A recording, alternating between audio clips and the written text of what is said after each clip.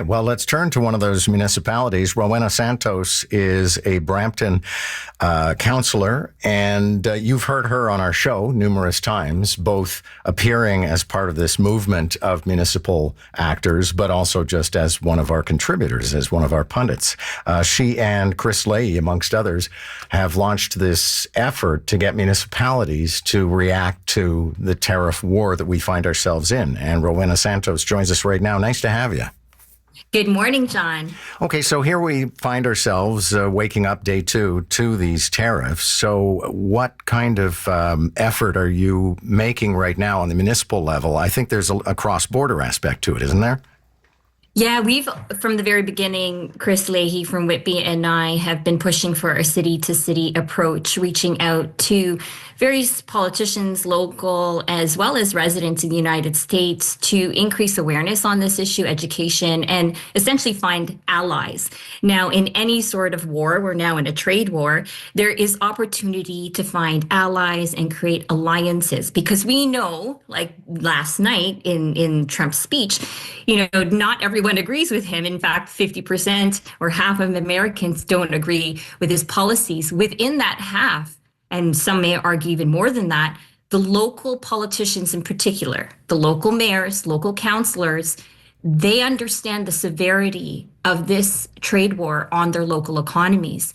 Mayor Ginther from the U.S. Conference of Mayors was just on your show yesterday. They issued a very bold statement saying that this is going to have a severe impact and Donald Trump needs to reverse course. That olive branch could form an alliance with municipalities on the other side of the border.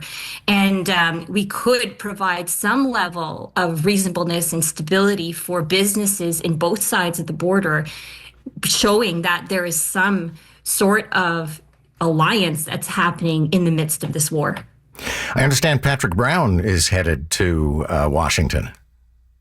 He is, as well as my colleague in Mississauga. They're heading to Washington for the Great Lakes Mayors Conference, having conversations with mayors from the other side of the border.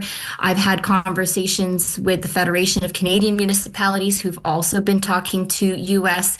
mayors and councillors, and I know that Mayor Brown will be speaking to them as well. So organically, a lot of these conversations are happening on the local level, because I keep saying over and over again, when a plant shuts down or slows down in Brampton or Lynchburg, the local economies and jobs will feel it the most. Let's say Doug Ford pulls the plug on electricity in Detroit tomorrow. Guess who the residents are going to call? They're going to call the mayor and ask what's going on. So I think there's an opportunity to create an official alliance of municipalities against Trump tariffs and see how we could work together with counterparts in the United States to kind of slow down this roller coaster, or at the very least be there for our businesses on both sides of the border.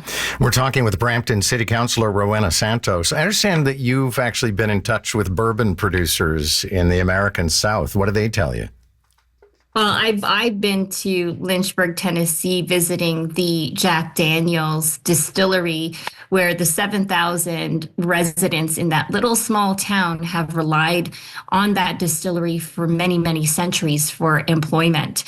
And in reaching out to folks in the U.S.